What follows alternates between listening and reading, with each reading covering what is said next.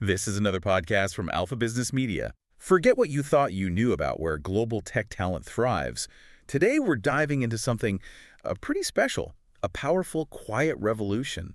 And it's happening, well, not in Silicon Valley, but amidst the vibrant streets of Kathmandu. Exactly. We're talking about a new wave of digital pioneers, IT pros, developers, designers, marketers. Right, all working with global clients, but doing it from their homeland, Nepal. And the economic impact is, frankly, stunning. You look at 2022, Nepal's IT services exports, around US $515 million. Oh, wow, 515 million. Yeah, and that's a 64.2% jump just in 1 year. 64%, that's huge. It really is. It now makes up, 1.4% of the country's GDP and a pretty hefty 5.5% of its foreign exchange reserve. So this isn't just, a few success stories. It's a real economic shift. And the driving force behind this shift, Yeah. it's the youth, isn't it? I read somewhere that a massive chunk, like over 80%. You got it. 83.5% of these Nepali freelancers are between 20 and 29 years old.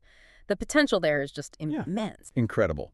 So for our deep dive today, that's our mission, right? We want to unpack how this generation is pulling this off, especially considering they face some pretty significant obstacles. Yeah, that's the fascinating part. And what makes them so, well, uniquely resilient? That's the key question, isn't it? How do they thrive, not just survive, when you've got things like underdeveloped payment systems, gaps in formal IT education, even a lack of a solid legal framework sometimes? Right. It's success despite the challenges. Precisely. Success in spite of the conditions. And that points to something really interesting, what we're calling a resilience premium. Resilience premium. Explain that. It means that professionals who learn to navigate and succeed in these tougher environments often become incredibly resourceful, adaptable, self-motivated. Ah, okay. So the struggle itself builds valuable skills. Exactly. That resilience becomes a powerful selling point. It's almost a unique advantage in the global market.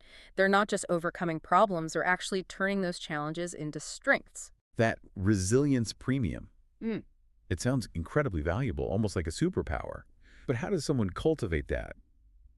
If they aren't starting in that kind of environment. What's the practical takeaway for listeners? Well, I think it really boils down to mindset. It's about being proactive, not waiting for everything to be perfect, but seeing obstacles as, puzzles to solve creatively. Okay, so less complaining, more doing. Sort of, yeah. It's self-reliance, it's committing to continuous learning, having almost an entrepreneurial spirit, even if you're freelancing. Right. And that translates into people who aren't just skilled technically, but are also natural problem solvers, super adaptable and really committed. Qualities clients everywhere really value. That's a crucial distinction. So, okay, if you're listening and thinking about jumping into freelancing or just curious how these digital nomads make it work, the first step after getting that resilient mindset is picking the right platform, right? Absolutely critical. For Nepalese freelancers, they have access to the big ones.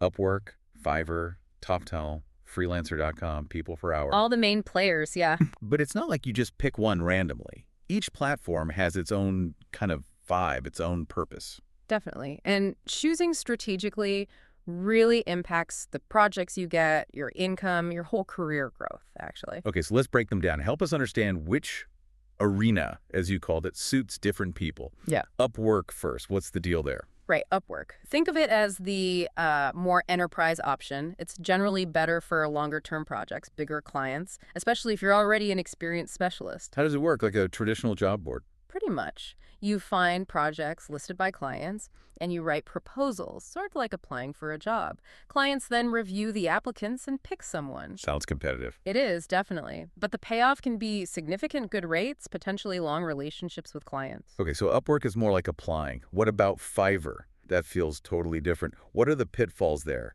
besides just pricing too low at the start? Yeah, Fiverr is a different beast entirely. It's more like a marketplace or a gig platform, really good for beginners or for people offering very specific package services. Like, I'll design your logo in 24 hours. Exactly that kind of thing. Or I'll fix your WordPress bug. You create these gigs, this predefined service packages, and clients buy them. The biggest trap beyond low starting prices is probably not defining the scope clearly. Ah, so you get stuck doing endless revisions. Precisely. You have to be super clear in your gig description about what's included and what's not. But it's fantastic for getting started quickly, building up reviews, getting that initial traction. Makes sense. One is applying for custom work, the other is selling a defined product. Okay. What if you're aiming higher, like top-tier talent? For the real top guns, there's TopTal. This is definitely the elite network. It's very exclusive, mostly for highly experienced developers and designers. Hard to get into. Incredibly, they have a really rigorous screening process. Only a small percentage make it through. But if you do, you get access to really high-paying projects with top companies. It's definitely an ambitious goal for many. Okay, TopTal for the elite. And freelancer.com, where does that fit? Freelancer.com is broader. It's a general marketplace, can be okay for beginners looking for lots of different project types. You see data entry, some AI tasks, all sorts. But the pay might be lower. Yeah, that's the potential downside. Competition is fierce globally, and sometimes clients are just looking for the absolute cheapest option. So you have to be mindful of that. That's a good rundown. But freelancing income can be so up and down, right? Relying on just one platform sounds risky. I've heard stories like $2,500 one month, zero the next. That's a really critical point. And the smart strategy, the way many successful freelancers in Nepal and elsewhere handle that, is diversification. Using multiple platforms. Exactly. Using several at the same time, often for different things. Like maybe you use Fiverr for quick, smaller jobs to keep cash flowing and get reviews. Right, keep the lights on. Yeah. And at the same time, you're applying for those bigger, higher-paying projects on Upwork. Ah, hedging your bets. Totally. It builds a more stable backlog of work and cuts down the risk of relying on just one income source. It's basic risk management for freelancers, really, building a solid base. That makes a ton of sense. Okay, so you've picked your platforms and maybe you're diversifying. How do you actually stand out? It's more than just being there, right? Yeah. You need a killer profile, like a digital storefront. You absolutely nailed it. Your profile isn't just the CV, it's your sales pitch. It has to convince a client fast that you can solve their problem. So how do you optimize that? Let's take Upwork first, that consultant approach. Okay, Upwork optimization. First, your title. It needs to be specific and use keywords clients search for, not just web developer, more like MERN-stack web developer, e-commerce specialist. Be specific, got it. Then, your photo needs to be professional. Clear background, good lighting, friendly smile, builds trust instantly. That first impression matters, yeah. Hugely. Then the overview. Those first couple of sentences are crucial because they show up in search results. You need to hook the client immediately, talk about their pains, their problems, Not just list your skills. address their needs first. Yeah. And keep it easy to read short paragraphs, bullet points, avoid big blocks of text. Right. And the portfolio. That's the proof. Absolutely, your main evidence. Show your best work only. And if your work isn't visual, like back-end code or strategy, Yeah, what do you do then? create mini case studies. Problem, your solution, the result. Quantify it if you can. Smart. What else for Upwork? List all relevant skills and certificates. Builds credibility, helps with search, and aim for 100% profile completeness. Upwork often gives badges for that, makes you more visible. Okay, that's a solid plan for Upwork. What about Fiverr, that product approach you mentioned? Right, Fiverr gig optimization is all about selling that product. Your gig name needs good SEO. Think like a client, what keywords would they search for? Use those in the title, description, tags. Research keywords. Check. Then, set up your service packages. Basic, standard, premium. Classic sales technique. Gives clients options, clarifies scope up front. And visuals are key on Fiverr, I imagine. High-quality images, maybe an eye-catching video explaining your service. Videos can really boost conversions, build that connection. Makes sense. What about the description? Be crystal clear. What is included, what isn't. Avoid misunderstandings later. And pricing. When you start, don't be afraid to be competitive, maybe even low. Like that under $4 an hour example you mentioned. Yeah, just to get those first vital orders and reviews. Build that reputation. Then you can confidently raise your prices over time. Getting that initial momentum seems vital. It really is. And linked to all this is the idea of specialization, trying to be everything to everyone on these huge platforms. It's tough. Niche down. Exactly. Shrink to grow. Instead of just designer, be a logo designer for tech startups or WordPress developer for online course creators. Reduces competition. Massively. You go from competing with millions to maybe thousands. You become a big fish in a smaller pond. You understand your clients better, offer more value. And charge more, presumably. And charge more because you're the specialist they need. That's a powerful shift. Okay, platforms mastered, profile shining, maybe even specialized. But what about the long game? Relying only on these platforms feels precarious. Algorithms change, fees go up. You're right, it can be. You don't fully control your presence there. That's why the real long-term play, for stability and higher income is building your personal brand. Moving beyond the platforms. Yeah, building a reputation that attracts clients directly to you. That gives you control. And the main tool for that today is LinkedIn. Absolutely. LinkedIn is your professional hub. You need to treat your LinkedIn profile just as seriously, maybe even more seriously, than your Upwork profile. Same principles? Yeah. Good photo, headline. Yes, professional photo. Headline that screams value, like helping SaaS startups cut churn with UX design, not just freelance designer. Your About section tells your story, your value, maybe a call to action. So you position yourself as an expert, not just someone for hire. Exactly. And how do you prove you're an expert? You share your expertise. Content is king. Posting articles and stuff? Doesn't have to be long articles. Share insights from projects, comment thoughtfully on industry news, short educational posts, even photos of your work process. Consistency is key. Keep showing up, keep providing value. Right. And then there's strategic networking, not just spamming connection requests. Yeah. Build real relationships, join relevant groups, leave insightful comments on other people's posts that gets you noticed, send personalized messages. Genuine connection, not just numbers. Yeah. And recommendations help too, I bet. Definitely. Actively ask past clients for LinkedIn recommendations. That's huge social proof. Way more powerful than just listing skills. Okay, so this all builds up. How does it lead to clients finding you? Ugh, this is where it gets really cool. It creates what we call the content contract flywheel. Flywheel. Yeah. You consistently post valuable content, say a case study snippet, that demonstrates your expertise publicly. Someone in your network, maybe a potential client with that exact problem, sees it. Okay. They see proof you can solve their issue. Exactly. You're not just some random freelancer anymore. You're a visible expert who's already shown value. So the content builds authority, authority attracts eyeballs, those eyeballs see more value, and eventually clients start approaching you directly. So you flip the script from chasing work to attracting it. That's the goal. Sustainable, profitable freelancing. That flywheel concept, it's powerful. It really changes the whole dynamic. Sounds almost too easy, though. What's the catch? The biggest challenge? Well, the biggest challenge is usually consistency and patience. People post twice and expect magic.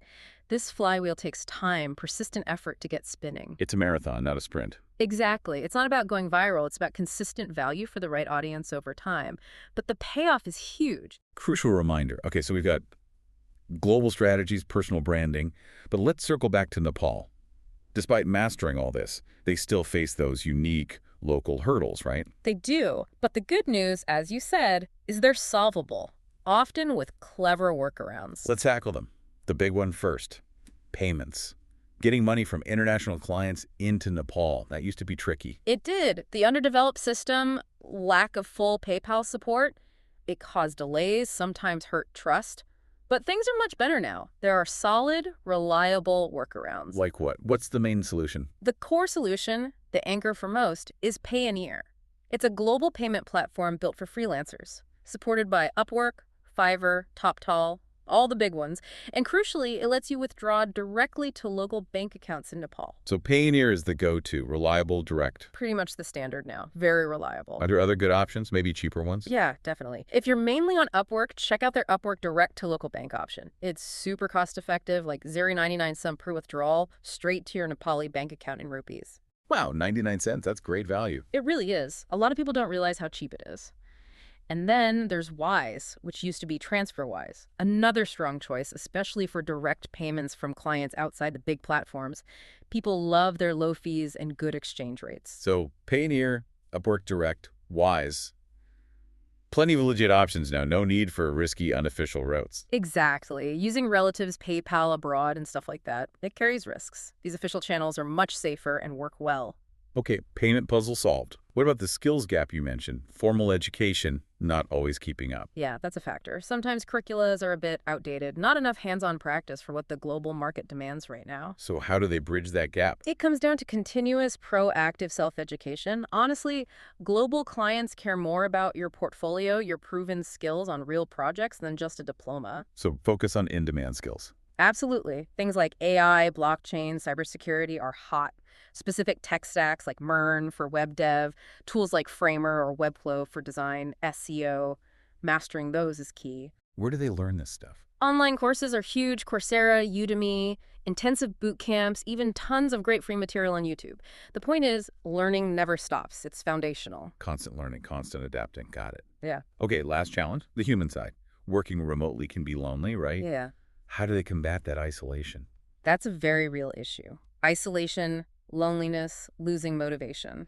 It happens. But solutions are popping up.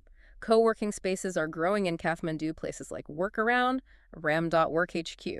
So they offer more than just Wi-Fi. Oh, yeah. The infrastructure is good, but the real value is the community. Being around other freelancers, entrepreneurs, it's motivating, sparks ideas, leads to collaboration. Right, just sense of belonging. Exactly. And beyond physical spaces, online communities are vital too. Reddit forums like Nepal, professional Facebook or LinkedIn groups, they're great for sharing experiences, getting advice, just feeling connected to a larger group. Building community online and offline. Makes sense. Wow, this has been incredibly insightful.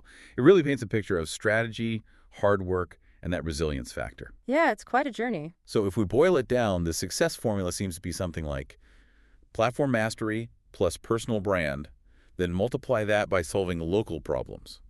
And that equals global opportunities. That sums it up perfectly. Platform mastery, personal brand, dealing with the local hurdles, powered by that resilience. Yeah.